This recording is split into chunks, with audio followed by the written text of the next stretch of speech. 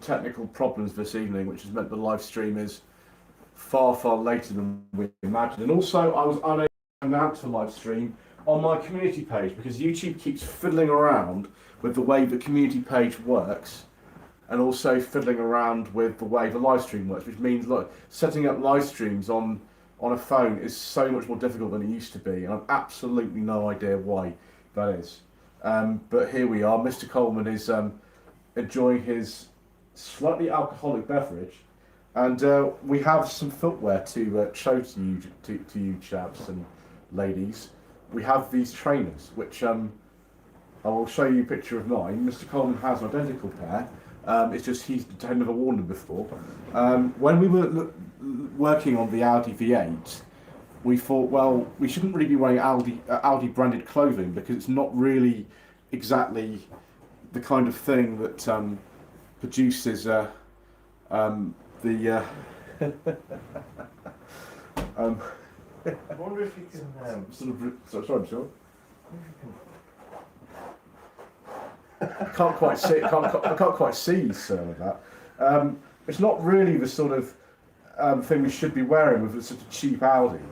We should be wearing kind of the budget edition. So we found these Aldi trainers. Obviously, they're also German, and Mr. Coleman's got his pair. In fact, it's his birthday quite soon, and he has decided to wear those. They're not quite the best fit. They do fit him, but they're the largest ones I could find. And Mr. Coleman's feet are rather large. So there we go. So once this actually works, I can actually get onto the live stream on this laptop. There we go. Turn the volume off. Aldi's a German, isn't it? Yeah, it's German. Yeah. So is Aldi and Aldi. So it's a really, really bad joke. I don't know why. I don't know why I thought it would be a good idea.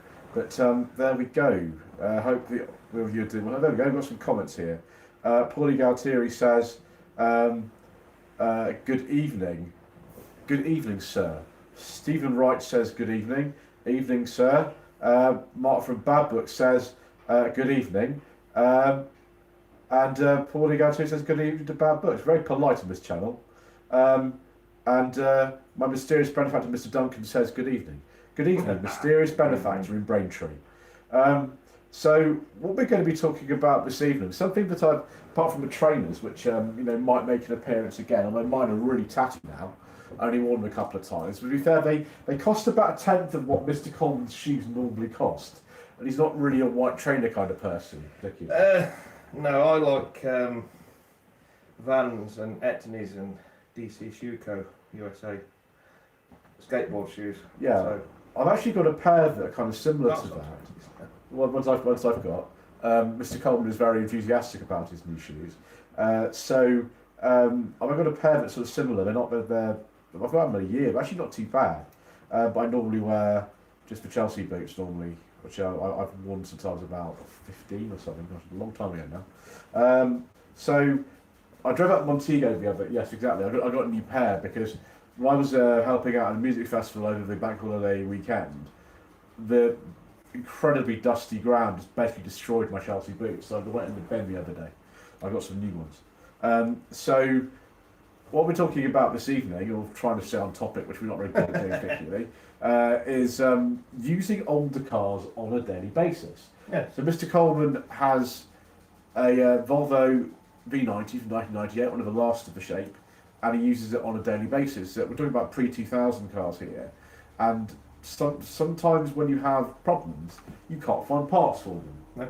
Mr. Coleman found out. The Montego that you saw in the video the other day, that car is being used on a daily basis. Now, as some people have pointed out, and this is not a very in-depth observation, yes, that tailgate is quite bad. There is rust falling out of the tailgate every time you shut it. Now, that's not an MOT failure.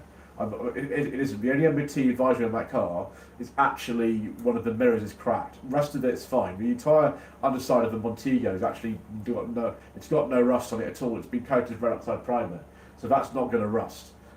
Despite the previous owner's attempt at fixing the bodywork with filler so bad that actually the filler's over the top of some of the indicator at the front of the wing. It's not good. It's not good at all. Mark from Bad Book says your Chelsea boots look like so-called dubs in the northeast. I don't know about that, sir. Yeah, he's right. You think that's right? Yeah, he's right. I know exactly what he's on. I've bought some slightly different ones now. I used to have ones that had just a more kind of normal sole, but I couldn't find any this time. I need to replace them quite quickly, so I bought just some that were a bit different. I've got some of my New Rock boots in there.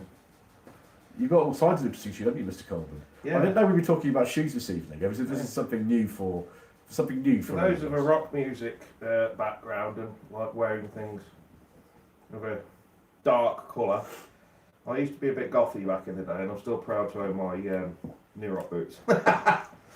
Well done, sir. I think I've seen your boots, haven't I? Yeah. They're extraordinary. So yeah, that Montego replaced a Triumph Herald 1360 Estate, and it was a direct swap for one of those. Now, personally, I think the Montego is a better car than the Triumph Herald 1360 Estate, and that particular one wasn't great either. It wasn't very good. So Remy, who owns it, he's using it on a daily basis. One of the doors is full of rust and filler as well, so he's going to look for a new tailgate and a new door, which it might mean that the car has different coloured panels on it, but considering the car is so different shades of blue anyway after someone's brush painted it. Oh, come out really Rover like that though, didn't they? Yeah, somebody did say that. Oh, my mysterious benefactor says, "Sirs, when is the cabaret starting? As we're increasingly accustomed to such lights on this channel. Sir, there's no cabaret this evening. Oh. When I come and see you next, we can have some more cabaret, sir. Hopefully you can last until then. And then tomorrow we're obviously at Rustival, where I shall be dodging various cars, such as ones owned by Ian Seabrook, the Sanion Rodius. That needs a... Mr. Coleman's not particularly impressed with the latest purchase. No, I'm not a big follower of him anyway, but yeah, I just need to get rid of that for him.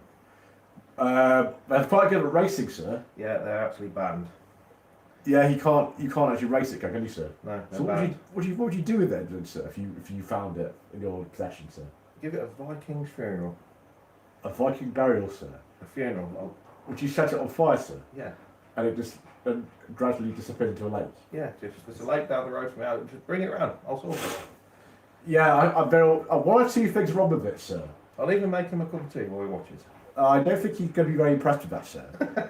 I personally prefer the Renault Velsatis that he's temporarily had, because it has a 3.5 litre Nissan V6 in it, sir. Fair enough. That's half decent. I mean, that's all right. We quite like those, sir. We quite like the Renault Velsatis. Don't mind those. I don't know what's better, an Aventime or a Velsatis. I'm not really sure. Do I'll go for an Aventime. you like those, sir? I do. V6, Yeah. sir? Yeah. It'll have to be a V6. I don't want any stupid automatics from Nissan, I'm afraid, because they're nothing but trouble. Yeah, so did the 2 litre Turbo F Type, same as in a Mark II Laguna, and actually a Mark III Laguna as well, all the same. Yeah. And they did the V6, the other one we can't talk about, so that's fine. But yeah, it's one of these things. If you buy it, well, Aventime's not really a good example because it's not old enough. But I mean, the Sunny, actually, parts of it on that's not too bad. We sort of I haven't had any issues with it. The stuff I've had to get for it, I've got to find an exhaust for it now. Yeah. It sounds very fruity, but it's not very legal. That's the sort of thing. Don't worry about that till you get caught. But I haven't got caught then. Yeah. No, you'll be fine then. Oh my God! So we've got an excellent one here from Paulie Galtieri. A Renault 25 Turbo Bacara is better than both those models. What do you think about that, sir? I'm inclined to agree with that. So, is a Renault 25 a good car? Yes, I own one. Brilliant. I think personally, I prefer a Monaco. I think the Bacara name wasn't used over here. I think it was a Monaco or an Executive. I think. I've owned 3 Renaults in the past, and what was a 25? One was a 25. V6 turbo. Was it white? Was it a facelift, sir? I don't know my Renaults that well. The best thing I can tell you is that I think it was a G-Reg. Facelift one. Yeah, facelift. It was G-Reg. It was white. It's leather interior, sir. Yeah, it was red leather that was in it. Sir, that sounds quite nice, sir. Yeah, it was alright. And I had that. That's the Renault I own, the Renault 25. And of course we had Margot, the Renault 11. And briefly... We're looking at a picture of Margot right now. Yeah, she's just over there. Yeah. This is something that a lot of you won't even be aware that happened. This is back in 2019. This is actually at Santa Pod. There you go. It was a 1.4 of that Renault 11. 1.4. And the other Renault I owned, very briefly, just so I could sell it on, was one of them Renault 19 toilet commode or whatever it is. A saloon. Chamard. That's it. Was it a nice one, sir? And you can't talk about it. So why does this always happen? So the other day when I was in Milton Keynes, I was very happy you brought up the existence of an N14 in this area. We can't discuss on the channel, sir. No, it's a very nice N14 as well. But sir, we can't discuss it, sir. I know. I know, sir. You caused me considerable distress, sir. Caught Klein and Sinker on that one, mate. I know, sir. I can't believe I got caught out, sir. But tomorrow we're going to be not talking about Ian Seabrick's car, not talking about Mr. Duncan's car, and not talking about Miss Richardson's car. What's Mr. Richardson taking then? Sir, he has an Alfa Romeo. Oh, is that diesel red thing he's got?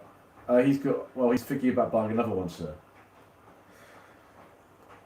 Mr. Coleman has an opinion on Mr. Richardson's choices of vehicle, and I'm afraid we can't repeat most of what he says to Mr. Richardson about choices of vehicle.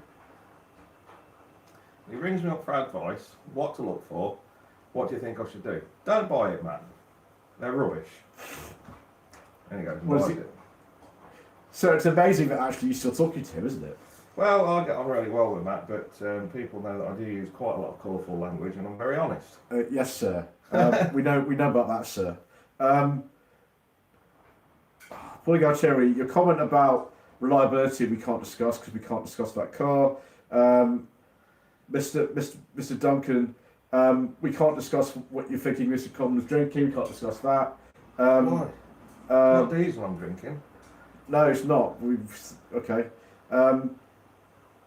Gosh, you learn something new every day. The Baccara was sold as well as the Monaco in this country. Yeah. Road 25.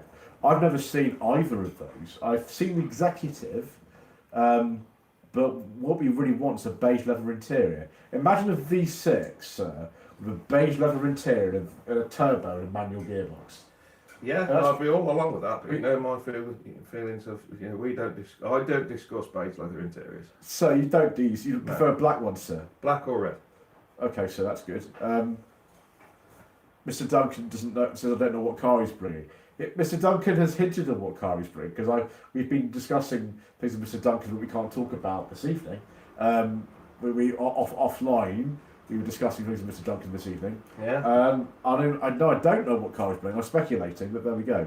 If he does bring one we can't talk about, we should not be filming it.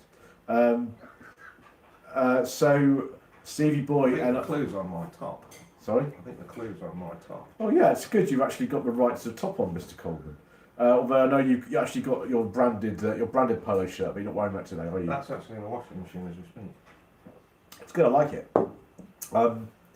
So Steve Boy Nice says happy weekend. Yes, so Rabbi's got his Montego that he's using on a daily basis, the car you saw in the video. Now there's nothing wrong with it necessarily. I mean, I personally need a Van der Plas, sir, with the 2-litre engine and the 5-speed manual. And those are the best Montegos, aren't they? With the 2-litre engine and the 5-speed manual. Yes. Whether it's a carb or fuel injection, you get a little bit more power with fuel injection, but you can just tune the carb a bit to give you more power anyway. The turbos are only available in the MG version, so they're not. Those are very, very, very uncommon. Yeah, they are. Didn't make a lot of those. They're very expensive. So Montego, I mean, you get service bits on Montego fairly easily enough. They're all the same, pretty much. K series oil filters are all the same. Yeah, or the S series. I mean, it's not the best MG S series. It's not the best. No. It's okay. The O series is far better. And of course, the Honda gearbox is better than the Volkswagen gearbox. To be fair, the Volkswagen gearbox in that one's not too bad. It's even the car's done 117,000 miles. The gearbox is actually okay in there. But because of 1.6, we don't have power steering. Right. On a 1.6, I think you can opt from some model an L that you can get it. So it's a little bit heavy to park, and no rev counters and windy windows, which I'm not very fond of that sort of specification. So. Yeah, let's go wrong though. I mean, what we need is a GSI, because the GSI did come with leather interior on the estate.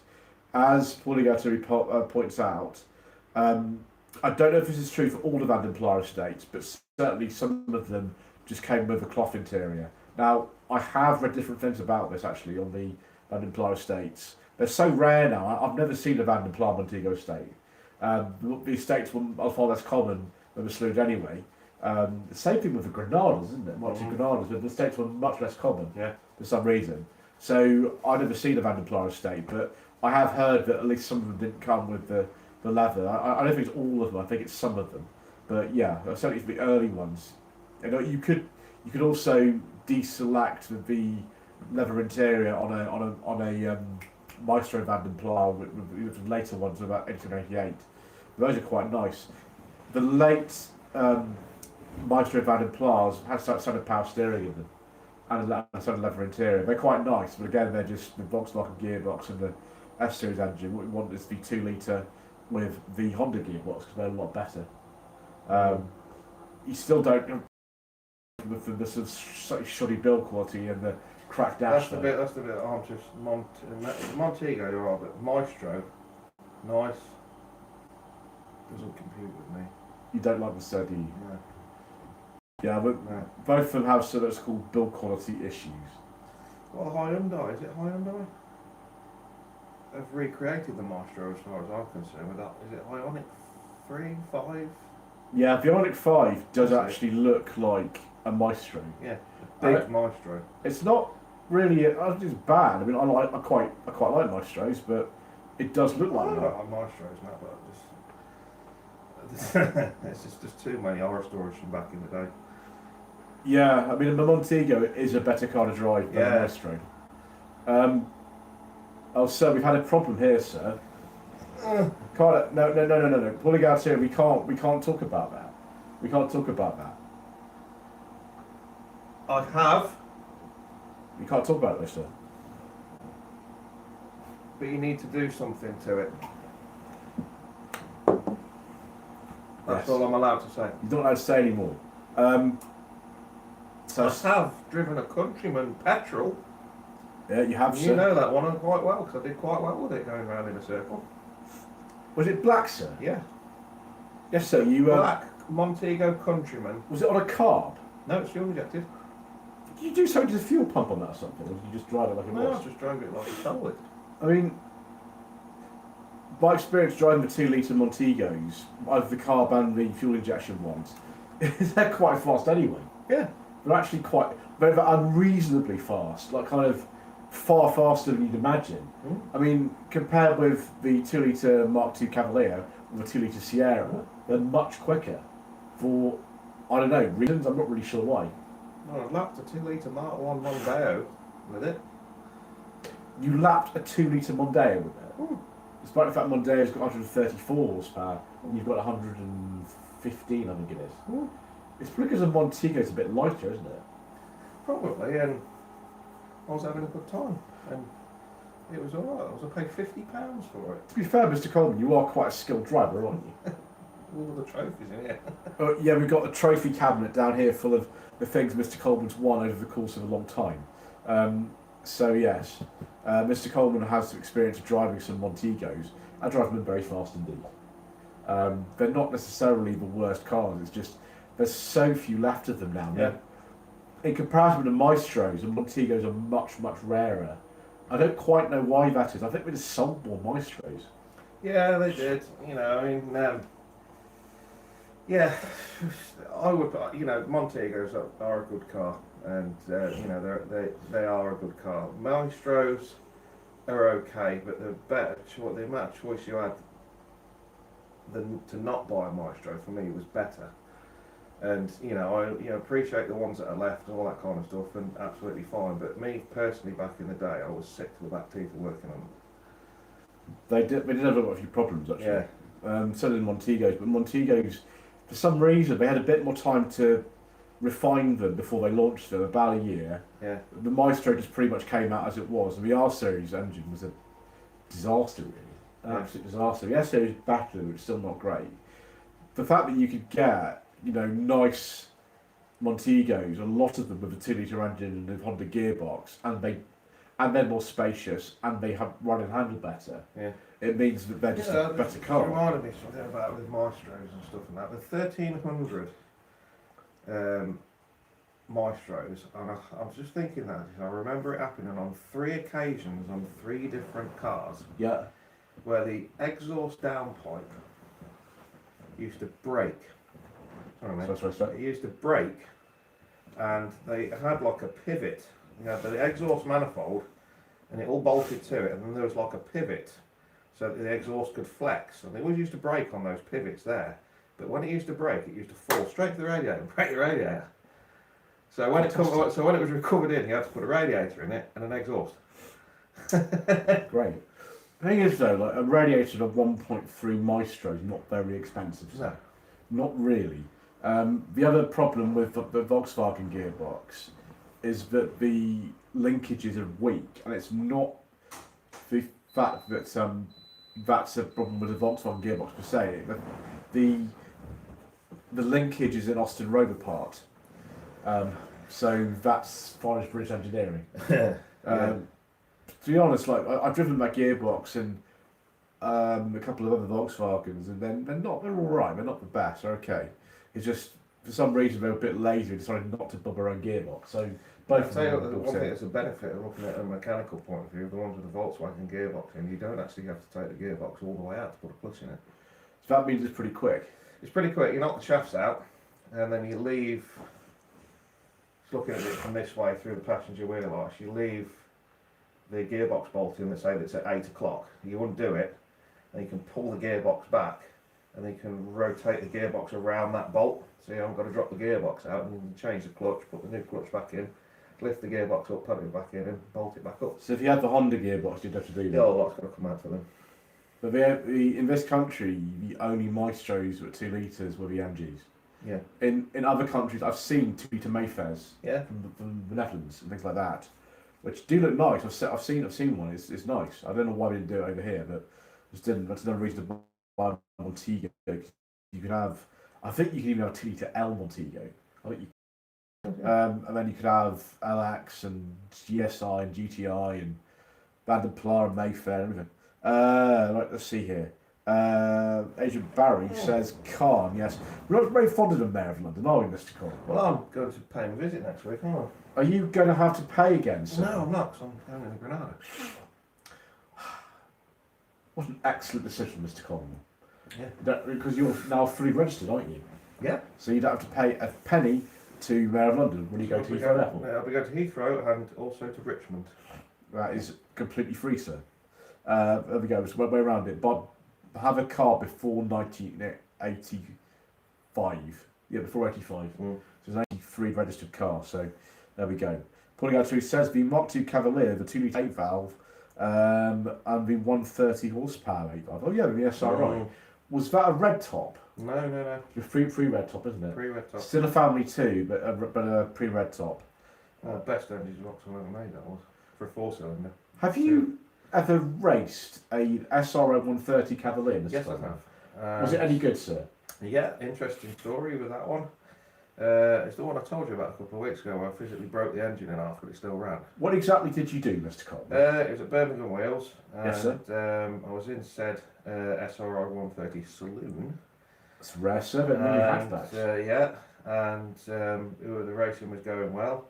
I've seen somebody take my racing colleague out, right, which I followed suit. So did the red mist descend, sir? The red mist descended, and this said Nissan Stanza that did the damage. I hit this Nissan Stanza. It was about 65 miles an hour square on the rear end, and disabled it, sir.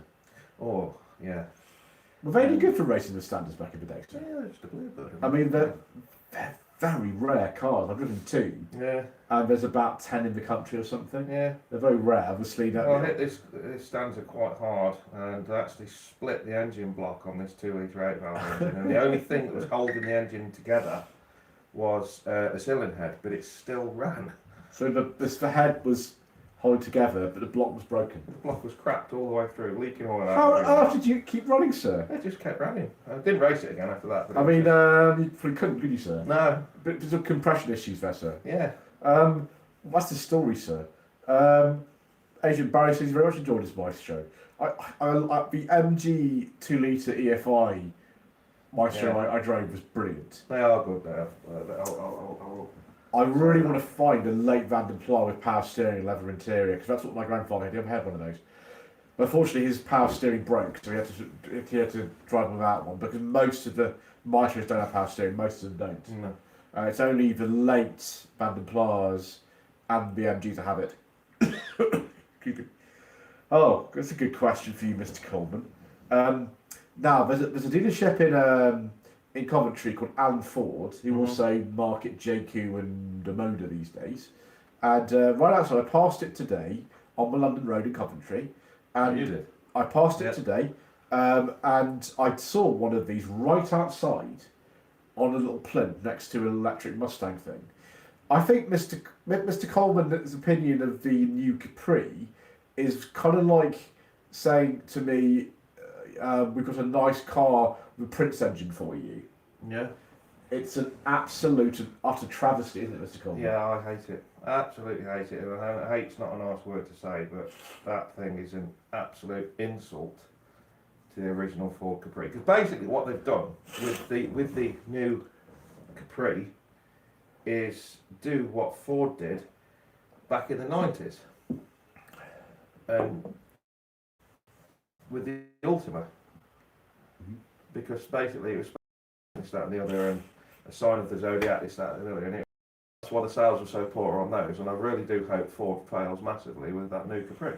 The Explorer's bad enough. I mean, that's the same car, essentially. Yeah. It's just a Volkswagen ID4 with a different body, and they're not selling a lot of them, Mr. Coleman. No, they're not. I went to British Motor Show earlier this month in Farnborough. Some of you would have seen the video. And there was Motorpoint there, the car supermarket. And they had an Explorer that was about a year old and 8,000 miles. Do you know what the value retention was on it? Maybe a lot. It was, Mr. Bethel, it's retail, it wasn't even trade, it was retail. It was well under half price. Yeah, it doesn't surprise me. The depreciation on something like an Explorer or a Capri, because they're virtually the same, is catastrophic. Yeah. Nobody wants them. No. And of course, the Focus is going soon. The Fiesta's already gone. They got rid of the Cab Plus. They got rid of the Mondeo. There's not really anything particularly, apart from maybe the Puma, which isn't too bad actually. Puma's alright. That I would buy in the Ford range. Yeah. Which is a shame because Mr. Coleman, this grandfather, used to run a Ford dealerships in the 1980s and early 90s. That's why Mr. Coleman knows so much about them. And obviously the Granada that Mr. Coleman has, which I have driven, is one of the best in the entire country, and it's never going out of the family ever. It's never going anywhere. A lot of the sort of Fords from the more sort of 70s, 80s, 90s, and some of the 2000s are fantastic. Yeah, they are. I mean, it's not like a Mark 6 Fiesta or something like that. They're pretty good cars. Yeah. But it all sort of went a bit wrong, and then they decided they would get rid of the best-selling car in the entire country, and then of course the Focus as well. So I don't know how Ford are still maintaining their number one sort of spot with the Puma, but the Puma I don't think is going to last much longer. It's been out 6 years. Yeah. What the heck they're going to do now, I don't know, but I sort of fear for that car. It's the last one there. It's sort of anything like a normal car. So there we go. We've got some good things here. Agent Barry says the Capri is so disgusting it makes you want to bleed from my eyes. That's a good description, sir. Yeah. This is quite an obvious question from my mysterious benefactor, sir. Was the Nissan Bluebird any good for banger racing? Yeah. I mean, that's quite an obvious question. The Bluebird took over from the Cortina, and the Primera took over from the Bluebird. The Mondeo took over from the Primera. Yeah, Bluebirds. Oh, you did a lot of my youth from that. Bluebird after Bluebird after Bluebird. Providing they didn't break a drive shaft, which is probably the weakest point. But other than that, they were brilliant. The saloons were the best for racing. 1.6 saloon. And, brilliant cars. Love them. I have to say, the one I drove in 2022 was an immaculate 1.8 GS, very late one, 1990. It was perfect, and it was a lovely, lovely car to drive. with the T72 Bluebird and the N13 Sunny, the design of them was very old-fashioned. For some reason, the president of Nissan was a very conservative man, and he wanted the cars to look a certain way. So you'll see, like, I don't know, a Sierra or a Mark III Cavalier or something like that, which is around 1990 as well. They look so much newer than the Bluebird. Even though the Bluebird came out in 86, the Sierra came out in 82, the Bluebird looks a lot older. And the engineering of the cars is without question. There's no question the engineering is very good, because it is very good. Yeah. It's just the styling was incredibly conservative on them. And that's why when the Primera came out in 1990, which is a modern shape, with even more up-to-date engineering, and that's why it was such a good car. But it's used to rust quite badly. Apart from that, pretty good. But they're still not very valuable at all. They're not valuable P10s. Not unless you find like an EGT or something like that, or the ZX. None of the rest of them aren't valuable, really. Here we go. Here's something here. So this Mark from Bad Book says, in 1994, I had a use of a pool car, an F-Reg Montego 2-litre SL Estate, to be a facelift one. The SL only came out after the facelift. 120,000 miles. Well equipped, comfortable and quite fast. Yeah, it's a 2-litre O series in that. But very rusty and leaks oil. That's a lot of miles for a car from 89, isn't it, at the time? Well, those series engines and stuff like that, they actually used to get better with age, they did. And, rust, no, it's a Montego. And, an O series, well, the best way to tell if an O series is not running right is if it doesn't leak oil. Well done, Mr. Common. And if it stops leaking oil, there's none in it. Yeah. It's a bit of the loose engine in that way. This is excellent. Agent Barry says, the scraping you can hear is Lewis Collins rolling over in his grave. Yeah, about the new Capri. Rest in peace, Lewis Collins, yeah. They got Eric Cantona to advertise a new Capri, Mr. Coleman. Yes, I know. It looks like a tramp now, doesn't it? It's not a good advert, sir. No, I've seen it on the telly. I don't mind Eric Cantona. I think he's fine. It's a very strange I pairing. can't get over how... I won't say how badly or well he's... I just can't get over how he's aged, because he just doesn't look anything like he used to when I was a kid. No, it's something, isn't it? Wally says, do you think car manufacturers are deliberately killing off themselves before governments do by making cars which are bland nobody wants? Yeah. Well, as we know, like kind of from the video yesterday, Kia, who have been absolute kind of sticklers for keeping cars in production, so the Picanto's still going. That's very old now. They're still making it, which I'm very happy about. Although the engines are terrible because they've been reduced down in power several times, and they've kept all the seeds in production, even the states and things. And now they've decided that the only thing they're going to sell is the XIV, which is fine. It's not a bad car. It's just a seed that's a bit taller, but they don't want to sell the Nissan ones anymore, which is a huge shame because there's a certain person, i.e. kind of me, who thinks that the normal one is the best one. Yeah. I wouldn't be surprised if we now see the i30 go out of production. That's been on sale even longer because that came out first, actually. And again, it's not a bad car. The reason we didn't go for one of those is because I prefer the look of the Seed, and they are slightly sharper to drive than an i30, but they're the same thing. So it's a shame that we are another casualty of this sort of cull, really. The Mazda 3 is one of the last ones that's there, and I'm a little bit scared that they're not going to replace it. Particularly the Saloon. The Saloon, amazingly, is still going. The last car of its type on sale. And it's only available in one trim. And I think I'm going to get an announcement any day that that car is gone. Yeah. Which will be very sad, but there we go. Mr. Duncan says, a friend of mine works at Ford and there are quite a few Capris who've gone to employees. Well, that tends to be what happens if you can't sell them. They're a bit of a flop. The Capri's ID4, the Explorer's ID5, they're the same sort of thing, that's right. Mark from Madbook says, I've had my brother's Mark I Mondeo Saloon on the drive for 11 years, and modified Z-Tech R2 litre with a Skyline Turbo. You put a Skyline Turbo on a Z-Tech R, Mr. Cole? Obviously. I've never heard of that before. Yeah, it's just modification and all that kind of stuff. It probably would bang a race nice, but I have to take all that turbo crap off. You can't have a tread on it, just better race it. No, see, I know exactly it'll be sticking right out front, and one tap and it'll be gone. Well, yeah, and it'll be able to get rid of all the fuel injection. You have to race them Z-Techs on a carb. You got to put carbon so you take off. Yeah. So, yeah, but the turbo would probably worth quite a lot of money anyway. The turbo itself and the Sky would be worth some money, wouldn't it? Just Probably not. Really? Yeah. I mean, not that valuable. Well, it's just a generic Garrett T4. It's nothing. Oh, really? Yeah. It's not a special one. No, just clock the housings and stuff to fit. It'd be a Garrett or a Holset or GKN or something that's like that. Oh, It's right. not individual to that car.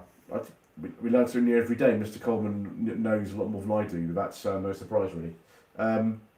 Oh, this is a good question for you, Mr. Coleman. Was the XJ40 any good at banger racing? Yes, it was. Really? I thought the Series 1, 2, 3 was the better. Yeah, well, they're just all the same underneath. XJ40 and the Series Jags were all pretty much the same. When the X300 came along, they just went crap. So they're no good for banger racing? They are. You can still race them, and they are racing quite a lot of them, but you need to put like either XJ40 or Series Jag back axle in it. Why is that? Because on the X300 onwards, it's all aluminium and it just breaks. It doesn't bend. Oh, okay. So Yeah. it's not just a straight XJ40 underneath. No. It's the platform's similar, but they've made lots of changes. Yeah. Some of the engines are the same, aren't they? Though some of the engines are similar. Yeah, some of the engines are the same, similar and stuff like that. You know, but the XJ40 4 litre are very good. It's a nice engine. Yeah, took a nice gearbox behind that. Get rid of the auto. You can race them on fuel injection anyway. Any other XJ40, just throw the engine in the bin and put a Ford engine in it, and you're all right. Yeah, I mean the XJ40s are still not that expensive. They're not, and No. you know, and they are a really good car. You get a good one, they are a really good car. And you know my personal favourite XJ40, and that if I could find one, I'd have one now. A 4-litre sport manual. No, 2.9. Manual. Yeah. I just haven't seen one, Mr. Coleman. I haven't seen a 2.9 anywhere. They didn't make them for very long. Was that They didn't make them for very long. Like 3 And, years. Yeah, but that is one fantastic engine though. Yeah. Oh, Mr. Coleman, I've just seen a car that's coming to Russell tomorrow. Really? It's very nice, sir. Look at that, sir. Oh, nice. That is coming from Cornwall, sir. As a tasty treat. Looking forward to seeing that. Very nice one. I'm not going to tell you who owns it, but I'm looking forward to seeing that tomorrow. I know who owns that. We know, yeah, we know. He's a nice gentleman. That's going to be good. Oh, we've got a good thing here, sir. Russell Bowie says my favourite car was a 1987 Ford Sierra 4x4 in white. Yeah. That'd be a 2.8, won't it? Yeah. 2.8. I took it for a drive from Dartford to Rye and didn't slow down at any roundabout. No, you won't need to. Like a train on track. That does sound very nice, sir. Yeah, well set up Sierra 4 before they do take some beating. Particularly in the cornering side of things. Doesn't one of your friends still own one of those, sir? Yeah. It's a red one, isn't it? Mm. 85. Yeah. Sea Ridge. It is very nice, isn't it? I did a lot of the work on that back in the day when Mick owned it. It's a lovely car, that. I've seen a few of them, actually. I've seen a few 4x4s recently. Yeah, there's a few coming out of the woodwork and that kind of stuff. And I actually got offered the other day and I turned it down because it needed so much work. But one of those rare Granadas that we were talking about, Mark III, 2.4. A 2.4 V6 Mark III Granada. Yeah. They are very rare, sir. Yeah, it was the poverty spec one as well. It's 2.4 GL. I think they're only like GL and gear. GL gear and maybe Gear X. Was Just GL and gear, that was it. Yeah, they didn't sell them very long, did they? It's like 3 years or something. 3 years, yeah. Yeah, they weren't common. You're not very fond of Mark III Granadas, are you, Mr. Coleman? No, but that engine is a really, really, really nice engine. And Ford should have continued selling that because they didn't go wrong. No, it's just like a 2.3. It's different, isn't it? Yeah, it's the later version of the clone engine. All it is. Yeah, exactly. Agent Barry says my Master Advantage, which is a very, very rare car. Metro Advantage. Sorry? I had a Metro Advantage. Yeah, so it's basically a little bit like an MG. Yeah. Yeah, it's just what they are. It's a special edition from about 89, Well, it's 90. like a red and cream. Is it like a purple colour? Purpley, reddy, Yeah. damsony red colour. I think there were only three. Cream wheels and cream body kit, I think, from memory. That's it. Yeah, it had a white wheels and That's something. it, yeah. The Advantage only came in I think three colours. I think it was black, green, and that's the purple Yeah. colour. Yeah, green and cream. Yeah, Black and with the cream decals on it. yeah, And the cream wheels, I think. that's it. The colour that I had, and then the green, but I think the green had gold stripes on it from memory. I think you're right. Yeah, I think so. There was a Montego Advantage as well, but I've never seen one of those. Obviously, Yeah. the Metros are more common because they just sold more Metros. Yeah. The Maestro Advantage, there are two of them left. I've driven one of them. The Montego, I don't know of any of those at all. But he put a Vanden Plas interior in it with leather seats and electric windows. Nice. Because the Advantage didn't really have anything. The dash in them was no rev counter. Yeah, they were pretty basic. It was just windy windows in it. Yeah. And no power steering or anything. I drove one in 2021. Like Patrick, who owns like a million Maestros and Montegos, is one of his. I don't actually know how many Maestros he owns. I don't know. I've seen loads of them. Mm. He keeps buying them. He's bought another one recently. What it says there's a few 2.9 Sierras on eBay for sale. They're quite tempting, but one thing you must never do in a Sierra is have an accident. Don't have an accident, yeah. Because Ford didn't really develop them properly for safety. No, and I've been hurt in the Sierra. My dad's been hurt in the Sierra. Two of my good friends have been hurt in Sierras, and they all do the same thing. The steering column comes up and comes under your jaw, and it has a tendency to want to break your neck and all that kind of stuff. And no, I refuse. I quite happily have a Sierra again on the road, but it'll have to be a 2.9. But as far as a racing point of view, get out. I ain't doing it. Yeah, a friend of mine almost died in the Sierra in the mid-90s. It was a company car. I don't know what it is about that. Really dangerous. I felt a bit concerned driving that one last year with 1.6 LX. I was really careful. It did go up 35 miles an hour. I was incredibly careful in it. Here we go. It says, Mark from Bad Books, my company car changes next year. Can't talk about it. Okay. Petrol hybrid, Skoda Octavia or Corolla. Oh gosh. Corolla. That's a really difficult question, you know. There's not... Your choices are something like a Seat Leon or a Corolla. You could get an Octavia as well. But with Leon and Octavia, are actually the same car. If you're just going to run the car for less than 3 years, it doesn't really matter so much. You've got a maintenance plan. But if you're going to keep the car longer, like 5-6 years, really the Corolla's the only sort of thing to have, because you can get up to 10-year warranty on a Corolla. Yeah. You only got to do a service at the main dealer. The only thing is they're quite expensive. They're not necessarily small. The estate versions are actually fairly big. I quite like them, but I also like the Octavias. Uber and a Volt driver would quite happily pay you £5 million for one. Oh gosh, second stupid Suzuki Swayze things. Second-hand Swaces and Corolla Touring Sports just sell for stupid money. Yeah. This is an interesting question. So Stevie Boy and I says best new family car for £25,000. There's not a lot of family cars left. There's not a lot left, to be honest. You got Octavia, Golf, Leon. I'm not sure you can get a Corolla for around £25,000. Probably not. I don't think you can. You want to check that, sir? No, okay. You can't buy a Seed anymore because they're not around. There's not a lot. I mean, you could try a Mazda 3. Yeah. That's probably about it. There's not many. I can't think of any. Yeah. If you're going to use, there's loads. But like if it's a brand new one, there's not many left. I mean, the best one of all is probably the Honda Civic, but it's like £35,000.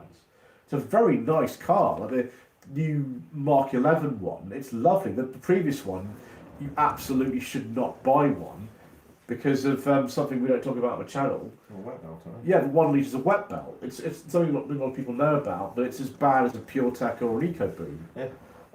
For some reason, Honda decided to do that, and it's sort of kind of a really weird decision. Even the 1.5s aren't actually that good in them either. They tend to be cars that suffer from carbon buildup, like a lot of direct injection engines. Yeah. So I wouldn't probably buy a Mark 10 Civic actually. I'm not sure I'd buy one. I'd much rather go for a Mazda 3 or a Seed or an i30, something like that, if I was using a used one.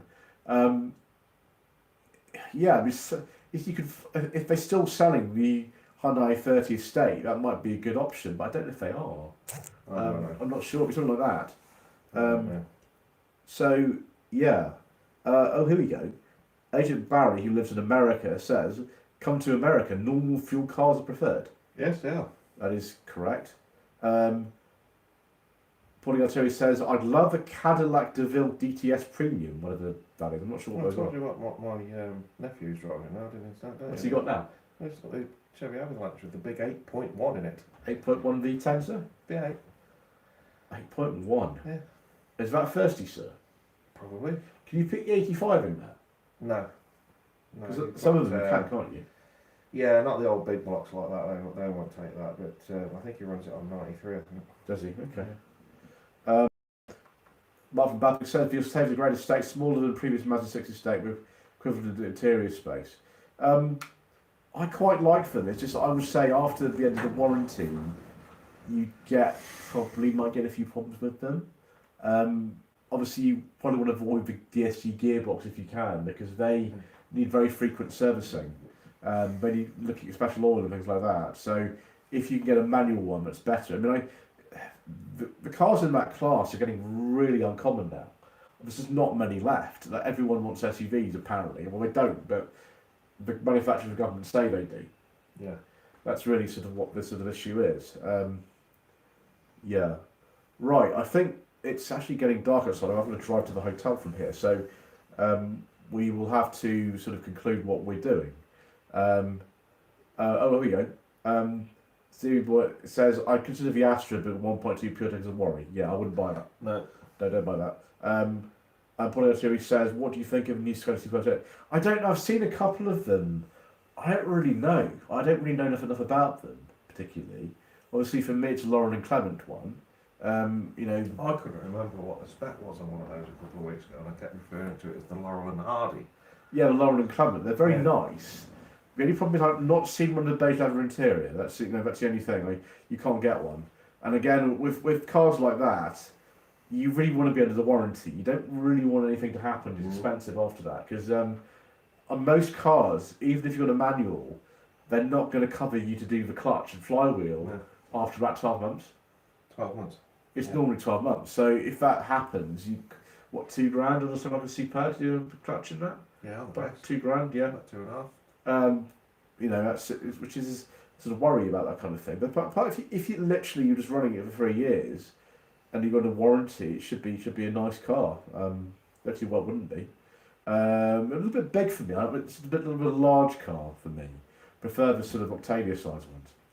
Anyway, that's enough about that. Thank you all very much indeed once again for watching. Next time we'll try to actually give you more notice of what we're doing on one of these live streams. Yeah. Which because I failed to do because I had problems with trying to set it up. And you know, who knows who we'll be having on the channel next time. Thank you to Mr. Coleman, and thank you to Aldi for supplying our new footwear.